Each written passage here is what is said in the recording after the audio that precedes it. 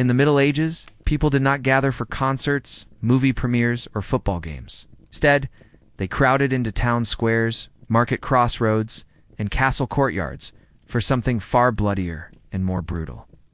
Public executions were one of the most popular forms of entertainment in medieval society. As grotesque as it sounds to modern ears, these violent spectacles drew massive crowds, complete with food vendors, musicians, and entire families making a day of it. For centuries, death was not hidden away behind stone prison walls. It was front and center, served up raw for all to see. To understand why public executions became such an integral part of medieval life, you first have to step into the mindset of the time.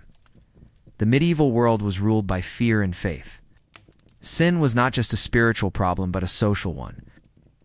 If someone committed a crime, it wasn't only seen as an offense against another person, it was viewed as a moral stain on the entire community. Justice had to be done not just to punish the guilty, but to cleanse the social order. The execution was the purging of evil in plain view, like burning a diseased limb to save the body. Executions were designed to send a message. They were not meant to be quick, quiet, or painless. On the contrary, they were intentionally made slow and agonizing to warn others. Thieves could lose their hands. Traitors might be drawn and quartered. Witches could be burned alive. And the more elaborate the crime, the more elaborate the punishment. Some cities even had professional executioners who became infamous in their own right. They were part punisher, part performer, and part public servant. The methods of execution alone reveal a dark creativity that bordered on theatrical. Beheading was a relatively swift and noble death, usually reserved for the upper class. When it went smoothly, it was over in seconds. But a poorly aimed axe could turn it into a horrific ordeal, with the crowd groaning or even laughing as the executioner struggled. Hanging was common for thieves and murderers, but it too could go wrong. If the drop was too short, the condemned would slowly strangle.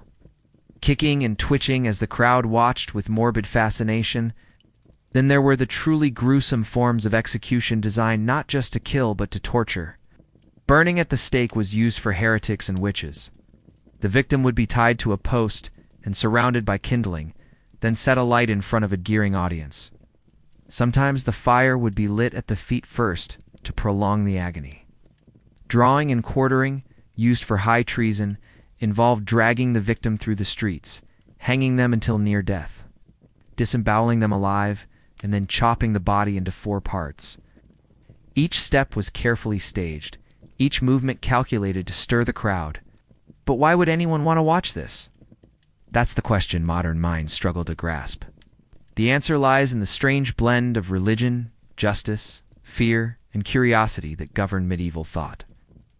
To many, seeing justice enacted so vividly gave a sense of reassurance. The wicked had been punished. God's will had been done. The order of the world had been restored.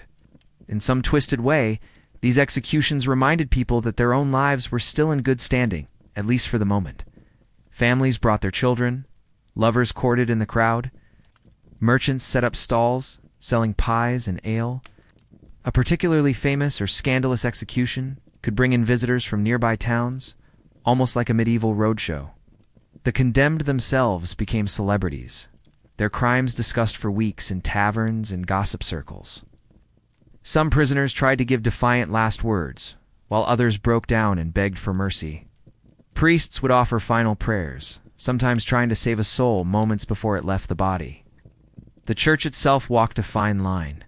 It condemned cruelty, but supported public punishment as a way to purge sin.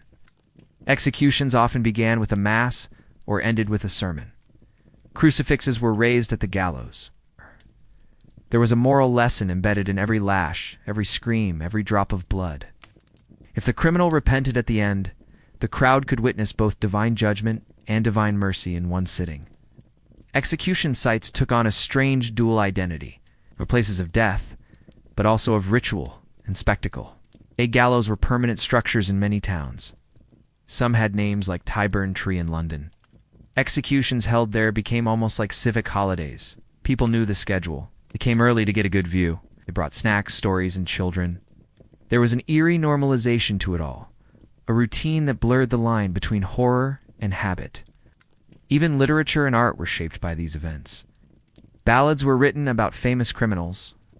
Painters captured scenes of martyrdom and death with gruesome detail. These cultural expressions turned executions into legend.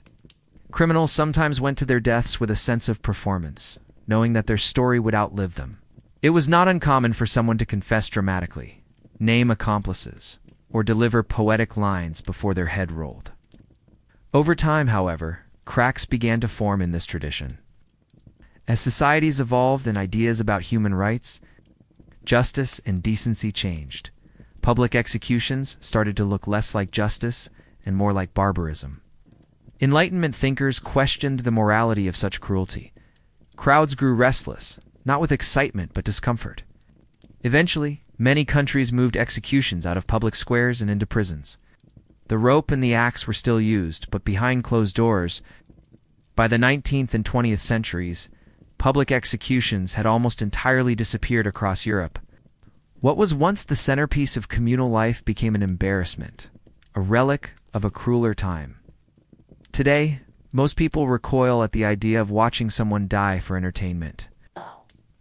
But for centuries, it was not just accepted, it was expected. Still, echoes of that era remain. Modern true crime shows, court dramas, and even social media outrage often carry the same hunger for public judgment. While we no longer gather in person to watch someone hang or burn, the fascination with justice, punishment, and downfall still lingers. The medieval crowds at the scaffold and today's online mobs may not be as different as we would like to believe. So the next time you think about medieval life and its hardships, remember this. It wasn't all plagues and peasants toiling in fields. Sometimes entire towns gathered not for celebration, but for destruction. Public executions weren't just punishments. They were performances. They were moral theater. They were the bloody heartbeat of a society trying to understand its own fears and values, one broken body at a time. In a world where survival was uncertain and sin was everywhere, seeing justice play out before your eyes offered a strange kind of comfort. It was a warning, a lesson, a ritual, and a show. And for hundreds of years, it was the most popular ticket in town. Thanks for taking this journey into one of the darkest corners of medieval life. It's hard to imagine now, but for centuries, public executions were more than just punishments. They were community events, moral lessons, and, disturbingly, entertainment. Families showed up, food was sold, and the crowd watched with a mix of horror and curiosity. It's a chilling reminder of how different our world once was, and how fear, faith, and spectacle shaped entire societies.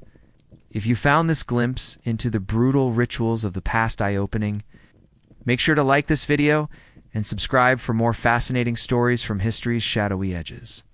Drop a comment below and tell us what you think. Could you have stomached a medieval execution, or would you have turned away like many eventually did? Either way, we've come a long way from cheering at the gallows. But the echoes of those old crowds still linger in the way we consume justice and drama today. Thanks for watching. Stay curious.